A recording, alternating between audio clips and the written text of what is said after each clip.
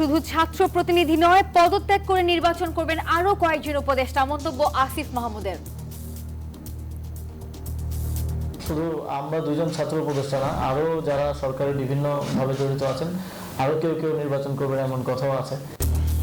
সেনাবাহিনীর ম্যাজিস্ট্রেসি ক্ষমতা 28 ফেব্রুয়ারি পর্যন্ত, ভোট কেন্দ্রে থাকবে কিনা সিদ্ধান্ত স্বরাষ্ট্র মন্ত্রণালয়ের। সেনাবাহিনীর ম্যাজিস্ট্রিয়াল পাওয়ার 28 ফেব্রুয়ারি 2026 পর্যন্ত বর্ধিত করা হয়েছে।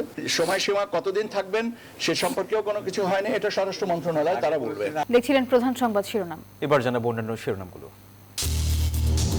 পূর্বাচলে প্লট বরাদ্দে দুর্নীতির 3 মামলায় শেখ হাসিনার 21 বছর কারাদণ্ড, জয় ও পুতুলের 5 বছর করে সাজা।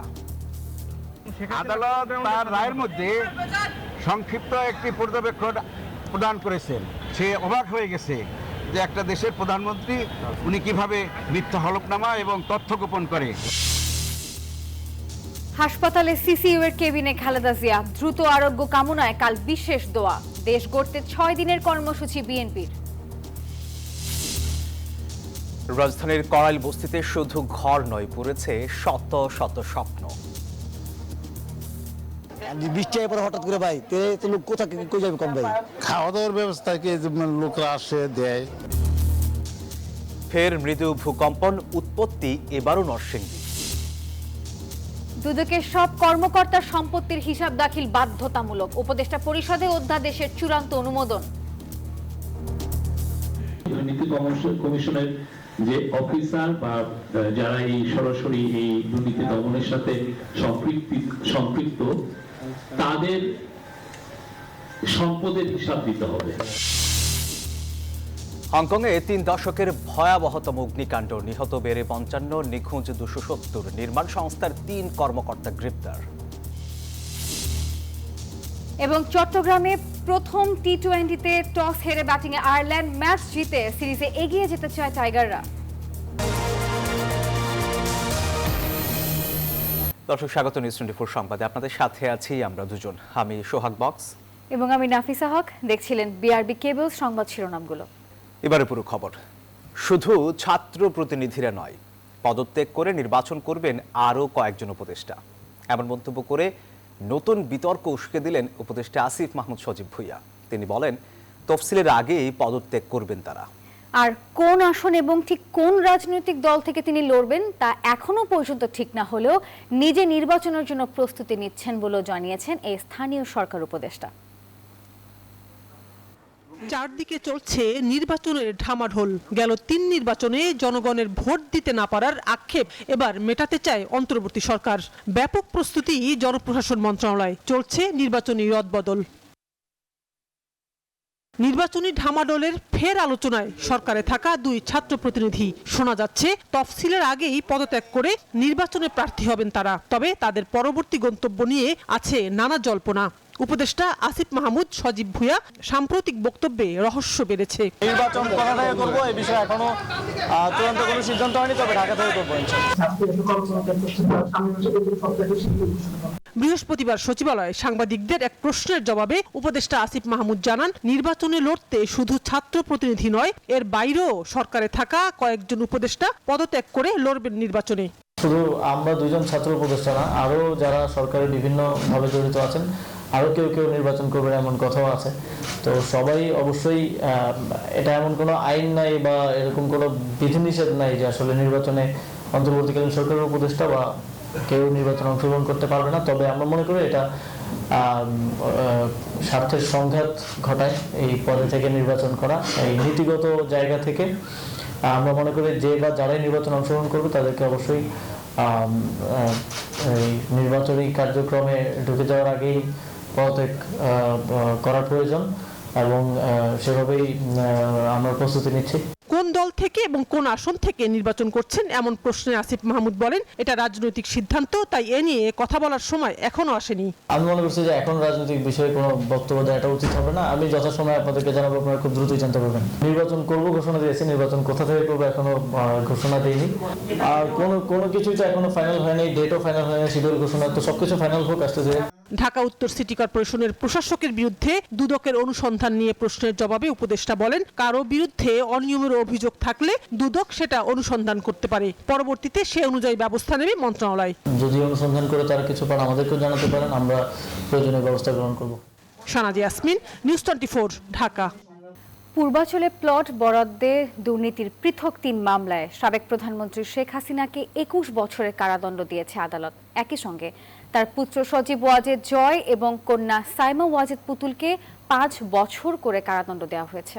আর রায়ে আদালত বলেছেন, শেখ হাসিনা জালিয়াতির মাধ্যমে রাজুকের প্লট বরাদ্দ নিয়ে শপথ ভঙ্গ করেছেন।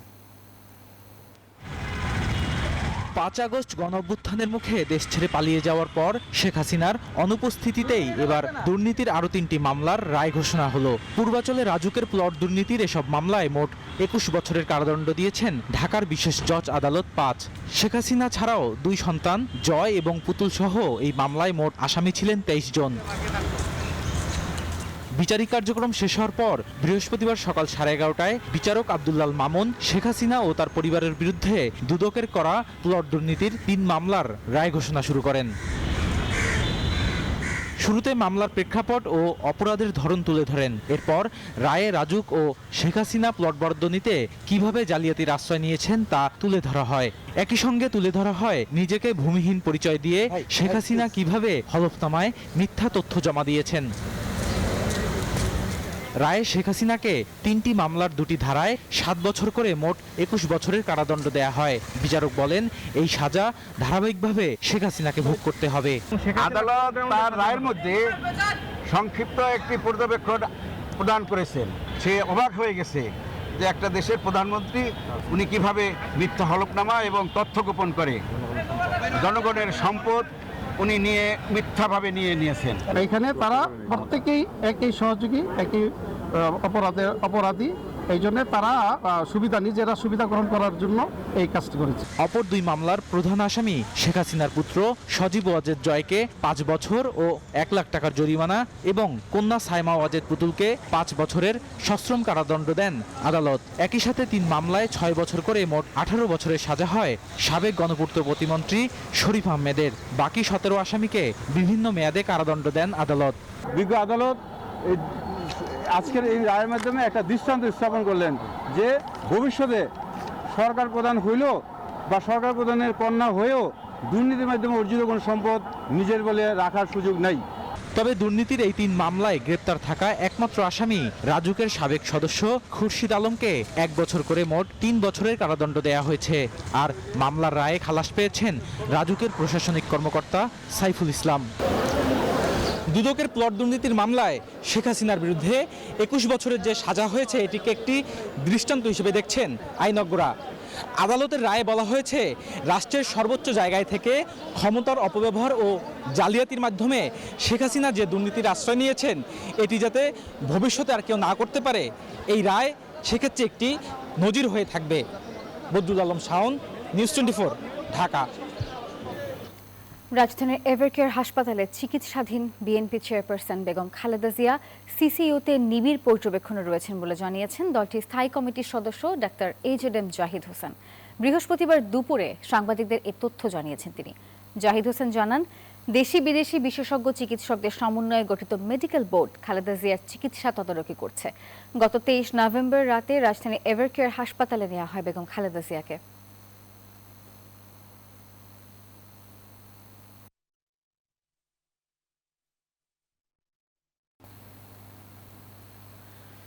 বিএনপি চেয়ারপারসন বেগম খালেদা জিয়ার সুস্থতা কামনায় আগামীকাল সারা দেশে বাদ জুমা বিশেষ দোয়ার আয়োজন করেছে বিএনপি। বৃহস্পতিবার নয়াপল্টনে সংবাদ সম্মেলনে তথ্য জানিয়েছেন দলের সিনিয়র যুগ্ম মহাসচিব রুহুল কবির রিজভী। দেশ গড়ার পরিকল্পনার শীর্ষক বিএনপির 6 দিনের নতুন কর্মসূচির কথাও তিনি জানিয়েছেন। জুম্মার নামাজের পরে, জুম্মার নামাজের শেষে বিশেষ মোনাজাত করা হবে দেশনেত্রী বেগম খালেদা জিয়ার সুস্থতা কামনায়। বাংলাদেশ জাতীয়তাবাদী দল বিএনপির দেশ গড়ার পরিকল্পনা শীর্ষক একটা কর্মসূচি গ্রহণ করা হয়েছে। সেই কর্মসূচি শুরু হবে আগামী 7ই ডিসেম্বর থেকে 13ই ডিসেম্বর পর্যন্ত।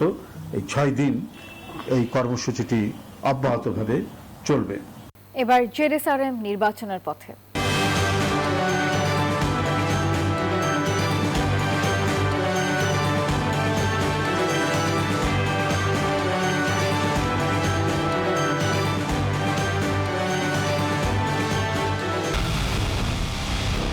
পুরো দেশের মুখে হাসি ফোটাতে নিজেকে হতে হয় স্ট্রং আর মনোবল হতে হয় স্পার্ক জিরো। জেরুসালেম 25 বছরের পথ চলায় নিরাপদে রাখার প্রত্যয়ে।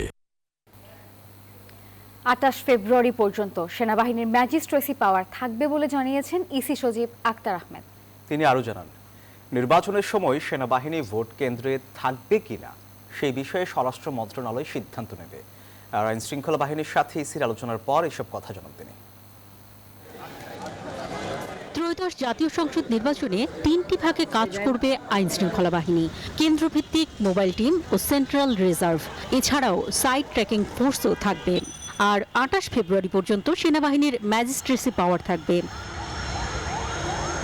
আইন শৃঙ্খলা বাহিনীর সাথে নির্বাচন কমিশনের দ্বিতীয় বৈঠক শেষে বৃহস্পতিবার এসব কথা জানান ইসি সচিব আক্তার আহমেদ। তিনি বলেন, তফসিলের আগে আইন শৃঙ্খলা বাহিনীর সাথে এটাই ইসির চূড়ান্ত বৈঠক, তবে প্রয়োজন হলে আবারও বৈঠক হতে পারে বলে জানান ইসি সচিব। সেনাবাহিনীর ম্যাজিস্ট্রিয়াল পাওয়ার 28 ফেব্রুয়ারি 2026 পর্যন্ত বর্ধিত করা হয়েছে। আমরা রেফারেন্স পয়েন্টগুলো বলে দিয়েছি যে আমাদের প্রয়োজনটা হচ্ছে এইভাবে, আপনারা এইভাবে ডিপ্লয়মেন্ট প্ল্যানটা করেন। সময়সীমা কতদিন থাকবেন সে সম্পর্কেও কোনো কিছু হয়নি, এটা স্বরাষ্ট্র মন্ত্রণালয় তারা বলবে। তিনি বলেন, স্থানীয় রাজনীতিবিদদের কাছ থেকে আইন শৃঙ্খলা বাহিনীর সদস্যরা যেন কোনো আতিথেয়তা গ্রহণ না করেন সেই আহ্বান জানিয়েছে নির্বাচন কমিশন। লোকাল পলিটিক্যাল লিডার্সদের কাছ থেকে যেন আমাদের আইন শৃঙ্খলা বাহিনীর কোনো সদস্য হসপিটালিটি গ্রহণ না করেন, যে আপনারা এসছেন, আপনাদের থাকা খাওয়ার ব্যবস্থা আমি করছি, আপনাদের সব কিছু ব্যবস্থা করব, আপনারা নিশ্চিন্ত থাকেন। এই ব্যাপারটা থেকে আমরা বলেছি বিরত থাকতে হবে। বিকালে স্ট্যাম্প কার্ড ও অমোচনীয় কালির কলম নির্বাচন কমিশনকে হস্তান্তর করে ইউএনডিপি। এরপর পোস্টাল ভোটের বিষয়ে ইসি সচিব জানান, সৌদি আরব, সংযুক্ত আরব আমিরাত, কাতার, কুয়েত, মালয়েশিয়া, বাহরাইন ও ওমান এই 7টি দেশের নিবন্ধন আপাতত বন্ধ রেখেছে ইসি। দেশগুলোর ভোটারদের মধ্যে অনেকের ঠিকানা লিখতে ভুল হচ্ছিল বলে এই সিদ্ধান্ত নেওয়া হয়েছে বলে জানান তিনি। পোস্ট কোডটা হয়তো উনি জানেন না, অথবা ব্ল্যাঙ্ক আসছে, বা হয়তো যে ডিজিটটা লিখছেন সেটা ইনঅ্যাপ্রোপ্রিয়েট, এই ধরনের অ্যাপার্টমেন্ট নাম্বার। কারণ আমরা যে ফরম্যাটটা ব্যবহার করছি সেটা হচ্ছে যে স্ট্যান্ডার্ড ফরম্যাট, আমরা এটা পেয়েছি পোস্ট অফিস থেকে, কিন্তু স্থানকাল পাত্রভেদে ফরম্যাটটা চেঞ্জ হয়, তাই না? এখানে আমাদের ওখানেও তো যেমন street number, apartment number, road number, এরকম ধরে অনেক জায়গার এগুলো।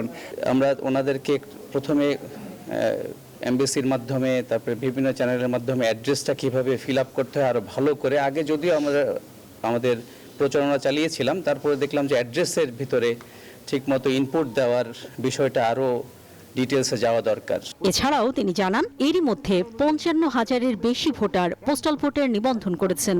পোস্টাল ভোট বিডি অ্যাপটি ইনস্টল করেছেন 2 লাখেরও বেশি মানুষ। অন্তরা বিশ্বাস, নিউজ 24, ঢাকা। কিশোরগঞ্জ 5 আসনে শেখ মুজিবুর রহমান ইকবালকে মনোনয়ন দিতে বিএনপির ভারপ্রাপ্ত চেয়ারম্যান তারেক রহমানের প্রতি আহ্বান জানিয়েছেন নিকলি ও বাজিতপুর উপজেলার মানুষ। বৃহস্পতিবার বিকেলে বাজিতপুর ডাকবাংলা মাঠে আয়োজিত সমাবেশে এই আহ্বান জানান তারা। সমাবেশে মনোনয়ন প্রত্যাশী প্রার্থী বলেছেন, একটি গোষ্ঠী নির্বাচন বানচালের ষড়যন্ত্র করছে। কিশোরগঞ্জ 5 আসনে শেখ মুজিবুর রহমান ইকবালকে বিএনপির মনোনয়ন দেওয়ার দাবিতে নিকলি ও বাজিতপুর উপজেলা বিএনপির সমাবেশ। খণ্ড খণ্ড মিছিল নিয়ে সমাবেশে যোগ দেন নেতাকর্মীরা। বাজিতপুর ডাকবাংলা মাঠে আয়োজিত সমাবেশে বিএনপি ও অঙ্গ সংগঠনের নেতাকর্মীদের পাশাপাশি অংশ নেন বাজিতপুর উপজেলার 11টি ও নিকলি উপজেলার 7টি ইউনিয়নের সর্বস্তরের মানুষ। এই বাজিতপুর নিকলি এটা বরাবর বিএনপির সিট, এখানে ইকবাল ভাইয়ের বিকল্প কোনো হতে পারে না। দিন নাই রাত নাই উনি নিজের দিকে না তাকাইয়ে এই সাধারণ মানুষের জন্য উনি কেটে গেছেন। আমরা প্রত্যেকটা ইউনিয়নের নেতাকর্মী এক বাক্যে শপথ করেছি যে আমরা ইকবাল ভাইয়ের মনোনয়ন ব্যতীত আমরা মানব না।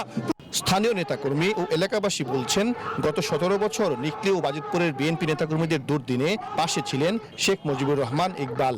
সেই সঙ্গে দুঃসময়ে দলের আন্দোলন সংগ্রামেও নেতৃত্ব দিয়েছেন তিনি। দীর্ঘদিন যাবৎ বাজিতপুর নিকলির তৃণমূল নেতা এবং কর্মীদের পাশে জননেতা জনাব শেখ মুজিবুর রহমান ইকবাল সাহেব ছায়ার মতো দাঁড়িয়েছিল। ওনার একক নেতৃত্বে উনি সুসংগঠিত করেছেন এবং দুর্দিনে দলের দুঃসময়ে ফেসিবাদের আমলে শেখ মুজিবুর ইকবাল ছাড়া কেউ ছিল না। সমাবেশে শেখ মুজিবুর রহমান ইকবাল বলেন, বিএনপি থেকে যাকেই মনোনয়ন দেয়া হোক ধানের শীষের বিজয় সুনিশ্চিত। এই নিকলি বাজিতপুরে অনেক যোগ্য নেতা আছেন। আমি একটি নগণ্য কর্মী হিসেবে বলতে চাই, আপনারা বিএনপির যে কোনো প্রার্থী যে কোনো কর্মীকে মনোনয়ন দেন, আমরা সকলে মিলে একসাথে কাজ করব ইনশাআল্লাহ। কিন্তু বিএনপি ব্যতীত যদি অন্য কাউকে মনোনয়ন দেওয়ার চেষ্টা করেন বা দেন, তাহলে এই এলাকার জনগণ তা মানবে না। সমাবেশ থেকে বিএনপি চেয়ারপারসন বেগম খালেদা জিয়ার সুস্থতার জন্য দোয়া করতে নেতাকর্মীদের আহ্বান জানান শেখ মুজিবুর রহমান ইকবাল। সারা দেশে 237টি আসনে বিএনপির প্রার্থী চূড়ান্ত করলেও এই কিশোরগঞ্জ 5 আসনে এখনো প্রার্থী ঠিক করেনি বিএনপি। তাই